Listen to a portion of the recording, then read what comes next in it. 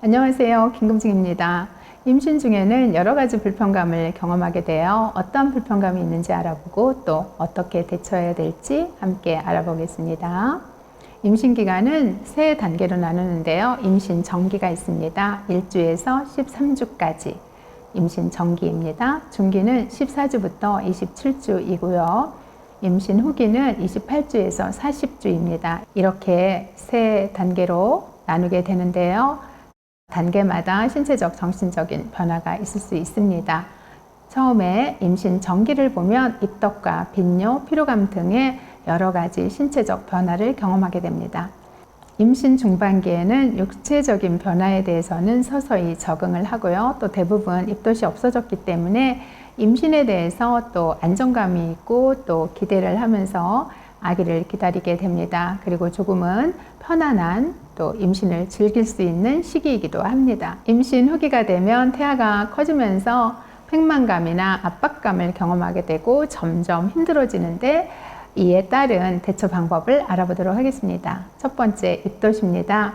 전체 임신부의 50%에서 발생을 하는데요.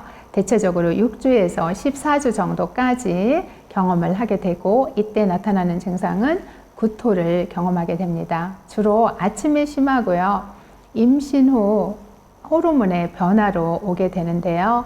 아침에 일어났을 때 구토가 머문 이후에는 또 식사를 할 수 있기 때문에 아기에게 큰 지장이 있진 않습니다. 만약에 증상이 심해서 약이 필요한 경우에는 주치의의 처방을 받아서 태아에게 위험이 없는 항구토제를 처방받을 수 있습니다. 입덧이 있을 때 식사를 이렇게 하면 좋습니다. 소화하기 쉽고 영양가가 높은 음식을 조금씩 나누어서 식사하시면 좋아요. 아침에 일어날 때 급하게 일어나지 않고 천천히 일어나며 공복 시에는 구토가 더욱 심하기 때문에 속이 비지 않도록 잠자리에서 일어날 때 크래커 등을 드시면 좋습니다. 식사 전후 30분 정도는 안정하는 게 좋겠고요. 음식 냄새를 피하기 위해서 자주 환기시키면 좋아요. 뜨거운 음식보다는 찬 음식을 이용하는 게 좋습니다. 국물이나 음료는 식사 시 함께 하지 않고 식사 후 30분 뒤에 따로 드시는 것이 좋습니다. 다음은 소화불량 및 속쓰림을 경험하게 됩니다. 임신 중에 분비되는 호르몬의 변화로 속이 뜨겁거나 속쓰림을 경험하게 되는데요. 이럴 때 음식을 조금씩 자주 먹으면 예방할 수 있습니다. 밤에 취침할 때는 벽에를 여러 개 겹쳐서 머리와 어깨를 좀 높게 한 다음 잠을 자는 것이 도움이 됩니다. 약이 필요한 경우에는 산부인과 도움을 받아서 소화제나 제산제를 처방받을 수 있습니다. 또 몸에 딱 붙는 옷보다는 느슨한 옷을 입는 것이 소화에 도움이 됩니다. 다음은 변비증입니다. 임신에 분비되는 호르몬은 커지는 자궁의 압박 때문에 임신 중 변비가 생길 수가 있습니다. 변비를 예방하기 위해서는 임신 시 밥은 잡곡이나 현미로 지은 밥을 드시면 좋겠고요. 충분한 양의 과일이나 채소, 물 등을 섭취하시면 좋습니다. 무엇보다 운동도 해주면 좋겠고요. 정기적으로 대변을 보는 습관을 갖는 것도 중요합니다. 변비가 아주 심할 때 관장으로 자극을 하게 되면 유산이 될 수 있고 또 관장이 습관이 될 수 있기 때문에 피하는 것이 좋습니다. 대신 완화제를 처방받아서 복용할 수 있습니다. 다음은 빈뇨증입니다. 방광은 골반 속에서 자궁 앞에 위치하고 있기 때문에 임신 초기와 마지막 달에 자궁이 방광을 누를 수가 있습니다. 그래서 소변이 자주 보게 되고 소변이 마려울 수 있습니다. 소변을 넣는데도 시원한 느낌이 없다고 물을 적게 마시면 안 되고요.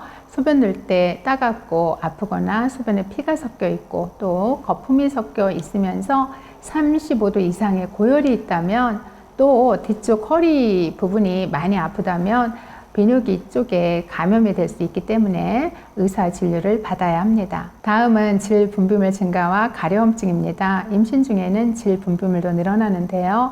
청결하게 깨끗한 몸 상태를 유지하고 옷을 자주 갈아입으면 좋습니다.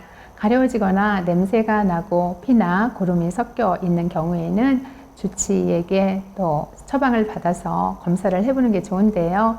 모닐리아증이라든가 트리코모나스 임질 등의 검사를 받고 또 필요하다면 적절한 치료를 해야 합니다. 다음은 요통입니다. 임신 중에 호르몬 작용으로 골반 인대가 이완되거나 자궁이 커지면서 체위가 변화해서 요통이 생기는데요.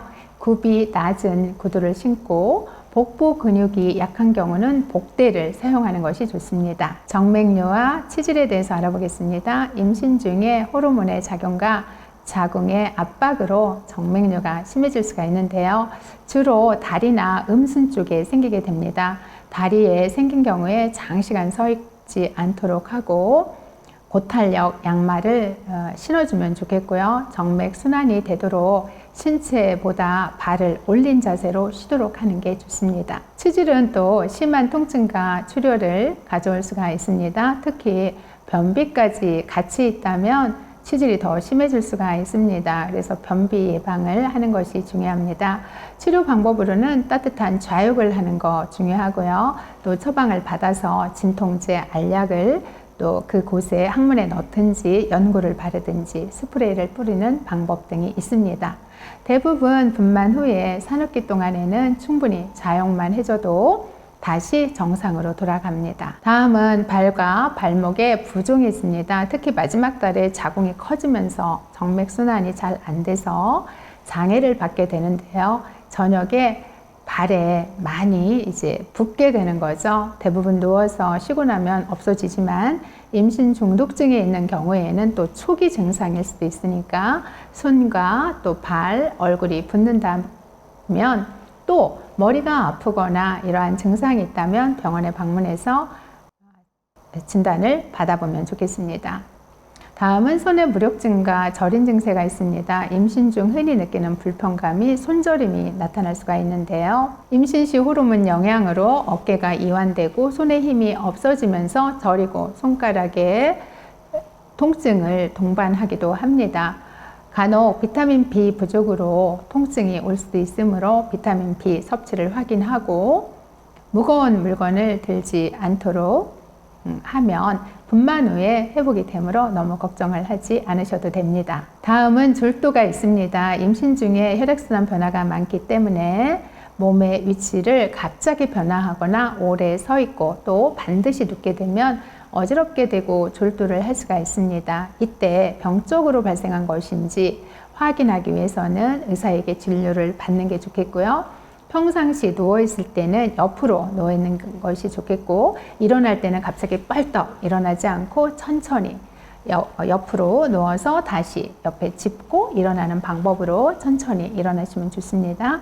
임신 중반기가 넘어서 16주가 지나면 철분 제제를 복용해서 빈혈을 예방하는 것도 중요합니다. 이것으로 오늘 강의는 마치도록 하겠습니다. 영상이 도움이 되었다면 구독과 좋아요 눌러주세요. 더 유익한 정보로 여러분을 뵙도록 하겠습니다.